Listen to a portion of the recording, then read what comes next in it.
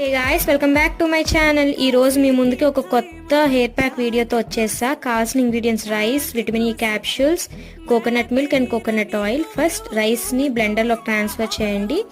తర్వాత coconut milk కూడా ఒక థిక్ పేస్ట్ లాగా బ్లెండ్ చేయండి. చూస్తున్నారు కదా, ఇందులో ఇప్పుడు కోకోనట్ ఆయిల్ ఒక 2 to 3 spoons and vitamin E capsules కూడా ఒక 2 వేసి బాగా మిక్స్ చేయండి. చూస్తున్నారు కదా, ఈ కన్సిస్టెన్సీలో ఉండాలి. రెడీ. నా హెయిర్ చూస్తున్నారు కదా, ప్యాక్ అప్లై చేయకముందు ఎంత ఫ్రిజీగా ఉందో.